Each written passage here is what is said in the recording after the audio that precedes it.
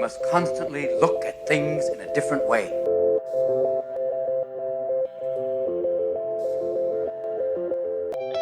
The Healthcare Education Transformation Podcast was created by two physical therapists out of the desire to learn more about the different educational roles in physical therapy and healthcare, and how healthcare education works by talking with educational leaders and people with different perspectives within physical therapy and across interdisciplinary lines on how education can be improved to disrupt the status quo of healthcare education.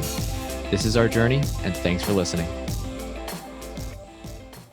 Are you a third-year physical therapy student that excels on tests when you have study guides, checklists, and deadlines? With all of the information available about how to prepare for the NPTE, it's easy to get disorganized and not feel prepared going into the big day. NPTE Prep Success is an online course that provides PT students easy-to-use study guides and step-by-step guidance through the NPTE preparation. To learn more, visit kylericeprep.com. Thank you again all for your continued support, and now for the show. Hello, everybody, and welcome to another episode of the Healthcare Education Transformation Podcast.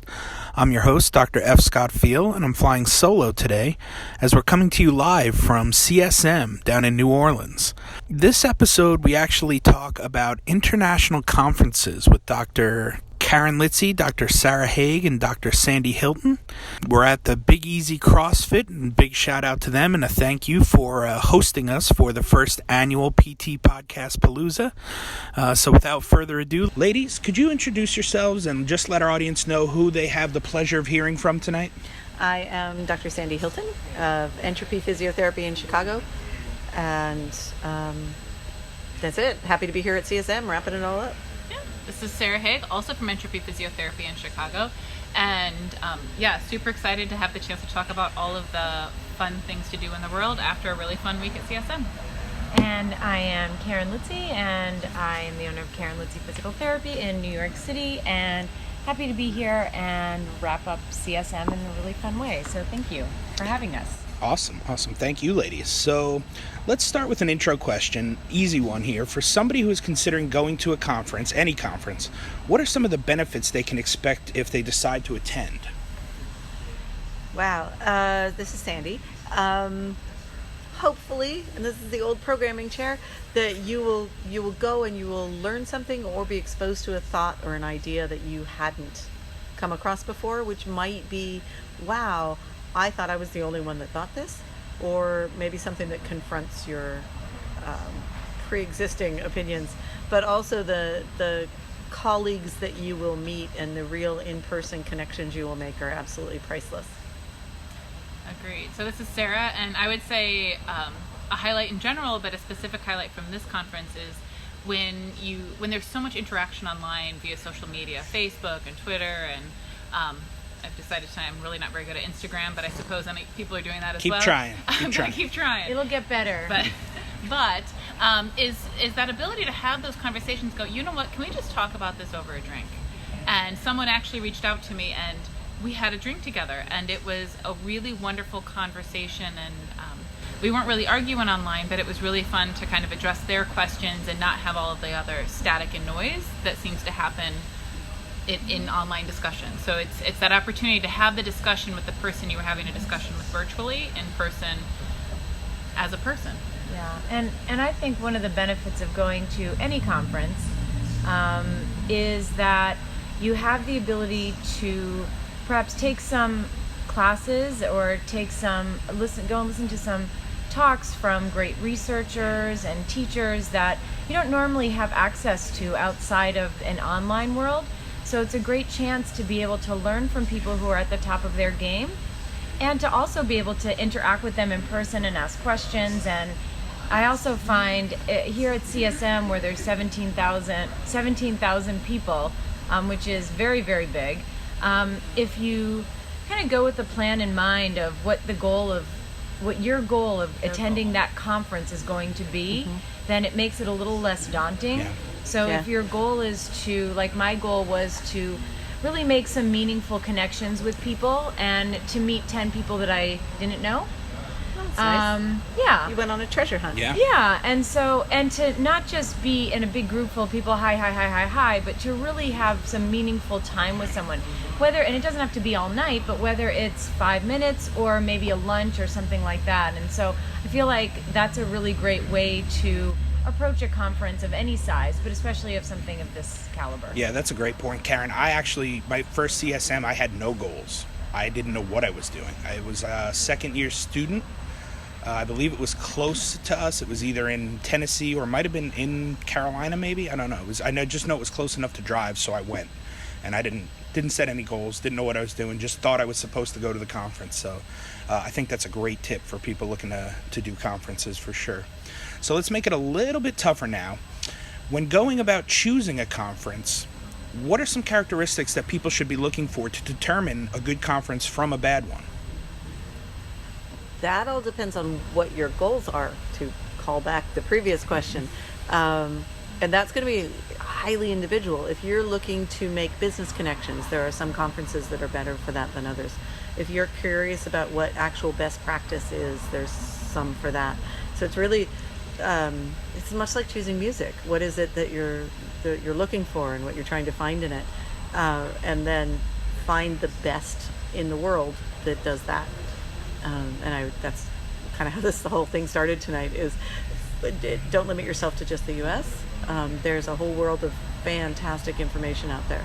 And take a look. And also, I would say don't limit yourself to the U.S., but also don't limit yourself to just the physio world. Yeah. Obviously, our profession takes things from psychology, from behavioral science, from physics, from different kinds of outcome measure data things. Obviously, I don't go to those conferences, but to kind of like when people are surprised when I'm attending a conference regarding sports, and it's kind of weird because while I have a specialty in pelvic health, it's fun to get outside of there because the stuff you learn is only going to enhance the stuff you know. Right. Good point. Good point. Whether it challenges it or expands it or makes you think about it in a different way, it's just fantastic. And to get those different perspectives. So my not just in the U.S. but also different disciplines. Mm-hmm. So go to classes where, believe it or not, there's just massage therapists. And I say that completely jokingly. I know many amazing ones. But go where there's physicians. Go where there's researchers. Don't just hang out with the same people, because then you'll end up hearing the same thing. Yeah, you get in an echo chamber at times. Yeah. You do. Step out. Yeah. And obviously I echo everything that Sandy and Sarah just said. And one thing I just really want to add to that, and Sarah kind of touched on it for a minute there, is when you're looking at conferences, really look at things that are interdisciplinary. Look at where you're going to be maybe sitting next to a sports scientist and a physician and an epidemiologist and a researcher and a physio, and try and really and try and understand what they do and how they do it, because it may not be that it's immediately applicable to your clinical practice, but it can be immediately applicable to your critical thinking skills and to what makes you want to decide to do something. And you can learn a lot from those people. So don't kind of throw those things out just because it's not applicable to your immediate clinical world, because no matter what, it's going to be applicable to something. Right. Sarah and I just held up 10. Yeah, that was a perfect time, Karen. Yeah, no, well put. Nailed it. So Sandy kind of alluded to this a little bit in the last answer there, but ladies, the reason that we have you here tonight is, the fact that you've all traveled outside the U.S. and experienced international conferences. So my question to you all is, what are some of the differences that you find between conferences in the U.S. and international conferences? Yes. Yeah. So Have we ever filtered ourselves here on the Healthcare Education Transformation Podcast? What I found, last year was the first year I went to an international conference, and what I found was that people are less concerned with the alphabet soup behind your name, after your name. So they don't care what your certifications are. You're meeting people, they're introducing themselves by their names, not I'm Dr. So-and-so or I'm this. And I think everybody's cool with that. No one really cares. No one's like, I'm Professor so-and-so. This is just their first name, and that's it. Yeah. And I find that, at least at the conferences that I've gone to, which, like I said, I went to the IOC Injury Prevention Conference last year, and both Sarah and I went to Sports Congress in Copenhagen earlier this month, is that there's a lot more willingness to be collaborative, and regardless of your status, regardless of your profession. So, after I went to Monaco, the reason I went to Copenhagen was because I was collaborating with BJSM. And so there's just a lot more feeling of, I don't know, what's the word, ladies? Fill in the word for me. Collaboration. Yeah, collaboration is what I would say. Sharing. Collegiality. Yeah, and so Yeah. everybody's really friendly, and you get the sense that everybody just wants to be helpful, which is sometimes something, there's no competitiveness, at least from what I can see, and I think that's a big difference when you go to some, not all events here, but some events, there's a lot of competitiveness, and you did this, so I'm going to do this, and it's a one-up, and there it's like, oh wow, you do that, that's so cool, how can I help, or what can we do? And so How can we promote that? how can we help you, how can we promote that? And I think one of the things that I wish we did more here is, when you meet someone, be like, oh, that's so cool, what can I help you with? Yeah. Or be able to say, I really need help with this, do you know anyone? Yeah.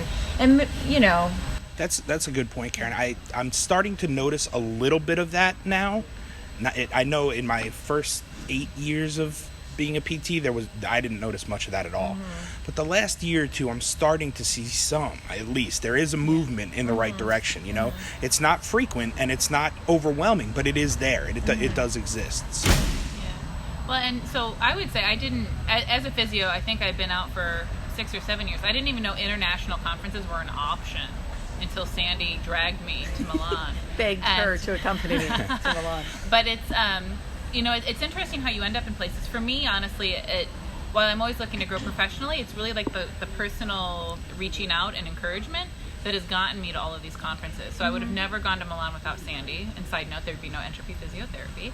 But also, even the Sports Congress, before I knew Karen was going, there were several people, organizers that I had met at other conferences who were like, you would really enjoy this. And it is that talking to people who do what you do, but in different healthcare systems. So you're really looking at how are you practicing because it's best practice, not how are you practicing to get paid in the system you're in. And it's really refreshing, and it really helps you, wait, let me check what I'm doing at home, because why am I doing what I'm doing? And to have those conversations with just, again, people from all over the world who want to make the world better. Yeah, and that's their goal, is they just want people to feel good and also elevate professions. They Like want all to, of them. all of them. Yeah. Like elevate healthcare into a space where it's more efficient. I don't know. What's the movie where it was not a real world? They were doing this like The real time Truman video. Yeah. So I think a lot of conferences in the U.S. are like the Truman Show, and you get out of that and you're like, holy shit. Yeah. There's people doing really cool things. The Yeah. first one that I went to was in 2010 at the NOI pain conference. That's on my list. Oh, That is they don't do on it my anymore. list. I David know. only did 2 of them. He did it I in know. I 2010 got to get and to any 2012. course by them. I'm there. I'm trying in these next few years. It was in 2010 in Nottingham, and I knew about it. I'd heard about it, and it was like, that sounds like my place to be. And I had thought about it and then said no, because it's all the way in London. It's not even London. You got to go to Nottingham, and I'm selling my practice, and then I have to move, and this is just a huge hassle and doesn't make any sense. My kids were saying, go, this is what you like, go, why you tell us to do what you like, why don't you do this? I'm like, nah. So about 4 or 5 different people said, go, go, go. And then one of my patients said, how much money do you need to be able to afford to go? And I was like, that's a ridiculous question. He referred like 3 or 4 friends to the clinic that legit needed help. And he's just looking at me like, so there you go. You're there. There's your airfare.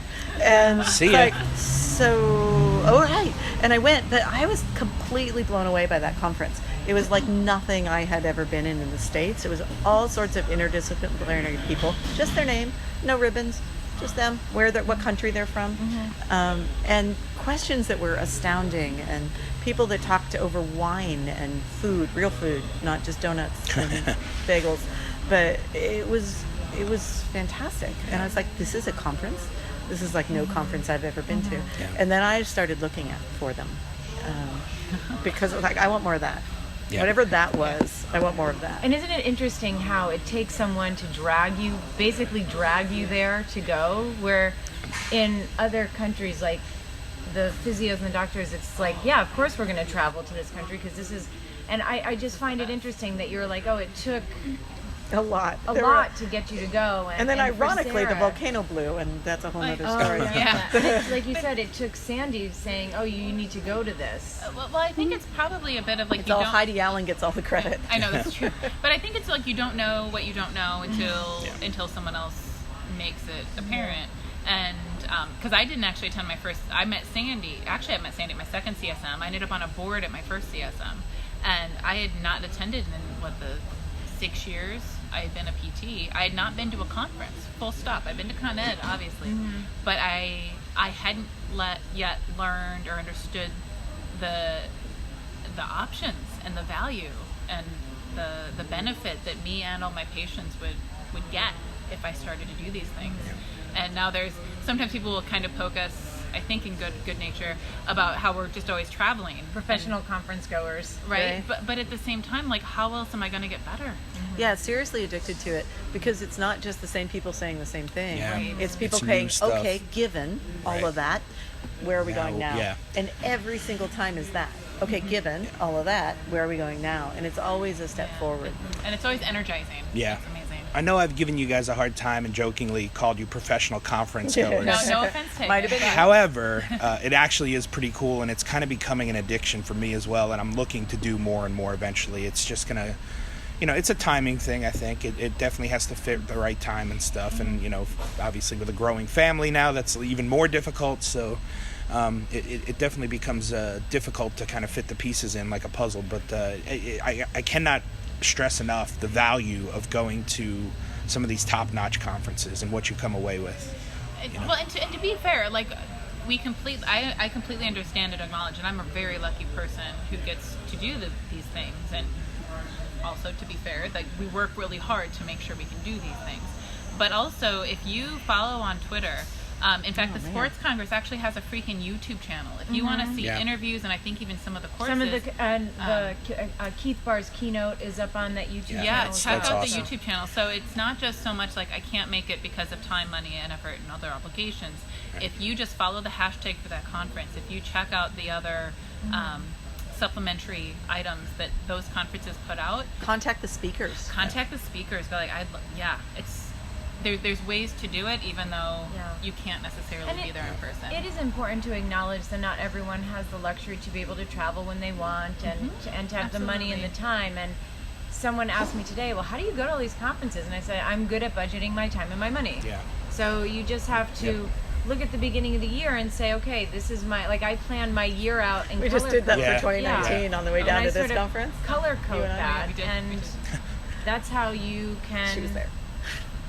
Look and see how can I afford it, how much do I have to work. I mean, for me to go to Graham Sessions and Sports Congress and here in 1 month meant that I have been working 7 days a week since the beginning of January. And she gave up the San Diego Pain Summit. And I couldn't go to the Right. San Diego Pain Summit. Yeah, so. it does seem like a lot of give and take with that. You can't go to all of them, and some of them overlap even, which makes it even tougher because you got to choose. So, completely understandable. But I think at that point, it's if you're picking between two great conferences, you're going to win out no matter what. You're gonna win, but also go to a conference, make some clever friends, and then send okay, fine, you're going to that one, great. Right, and We'll then get share the together wealth of and- knowledge after the fact. Absolutely. Yeah. So I've got one final question for you all, and this one is kind of it's a freedom question, okay? You've got a 2-minute elevator pitch for your favorite conference, okay? And you can do more than one. I'll allow you to pitch 2 or 3 conferences, whichever you think are going to be top-notch conferences. Ready? Go. All right. The International Association for the Study of Pain's World Congress on Pain, which happens every 2 years around the world. This year it will be in Boston. It is not where you're going to go to find clinical practice ideas, but it is where you're going to go to find where the research is going, what they're looking at, what they have said not to bother with. Just a phenomenal brain candy event. And you can meet the actual people doing the actual research and ask all those questions you always wish you had. The poster hall is not to be missed. But grab a researcher. And have them help you. Yeah, bring a friend. It's fun. And then my other one would be the San Diego Pain Summit. Mm-hmm. It is Noted. Also an international conference, although it is pinned in San Diego. It has people from multiple different continents and countries and professions, and all self-selected, interested in learning and understanding pain. I'm going to second that emotion for San Diego Pain Summit. So I will not use up my time doing that one, and I will talk about the International Back and Neck Pain Forum.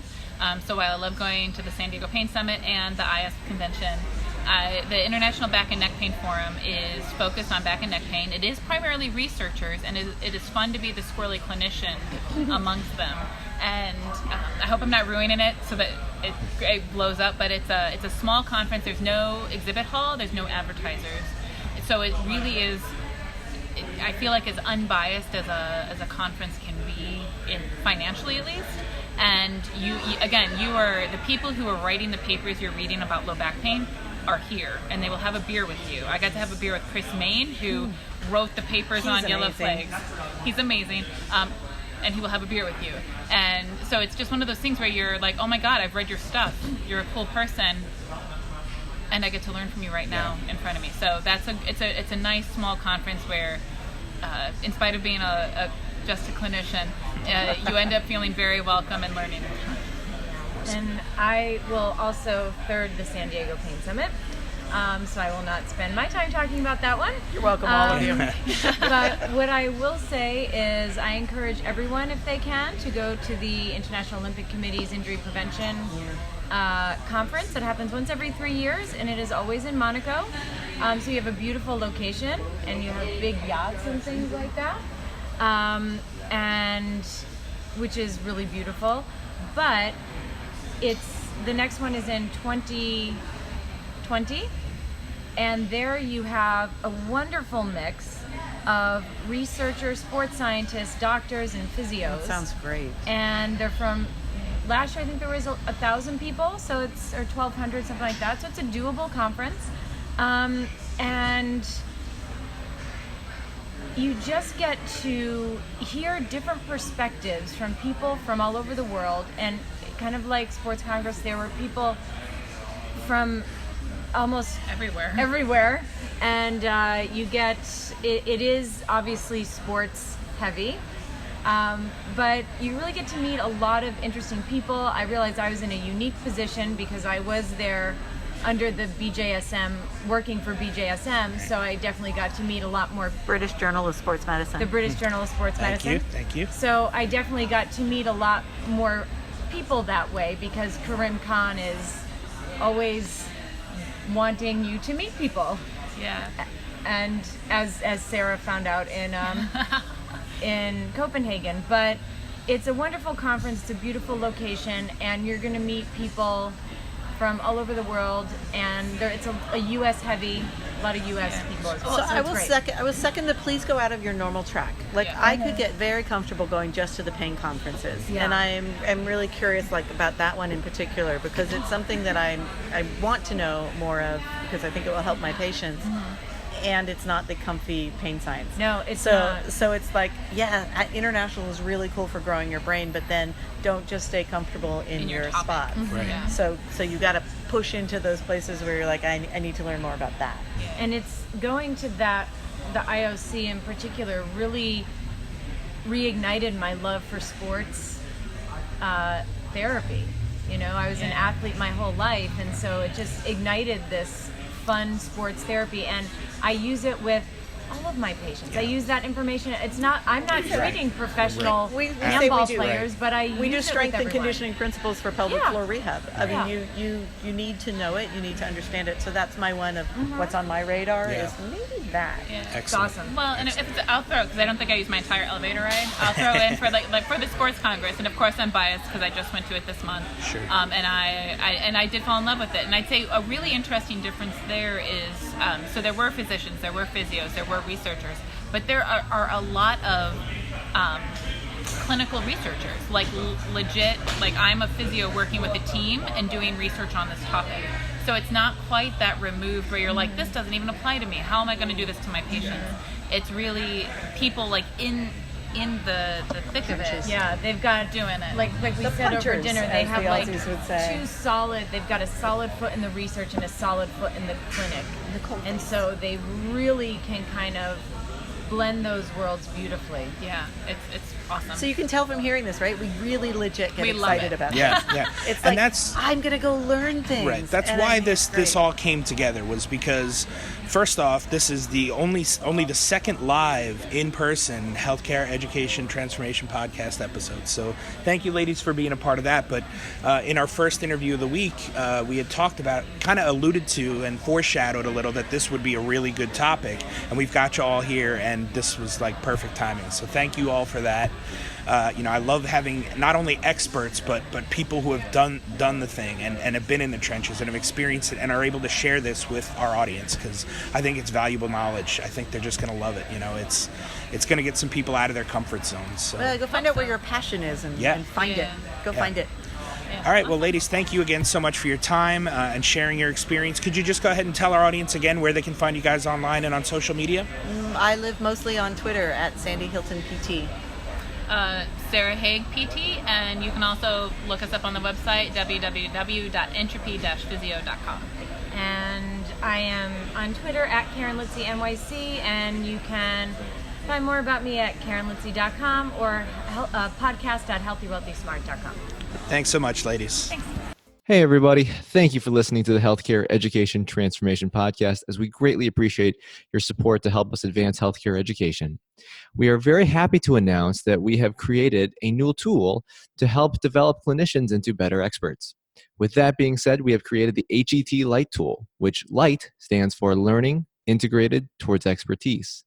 And what we've done is we've taken our first year's worth of episodes with experts in the fields of healthcare and education, and we've taken one golden nugget or theory on expertise and presented it to you in a very easily consumable format, so that people can take one lesson or nugget per week and map out and plan how to incorporate it into your clinical and educational practices. And by the end of the year, we think you'll be pleasantly surprised at how far you've progressed towards becoming an expert. To find out more, please check it out at pteducator.com/HET, which is also available in our show notes. Thank you again all for your continued support.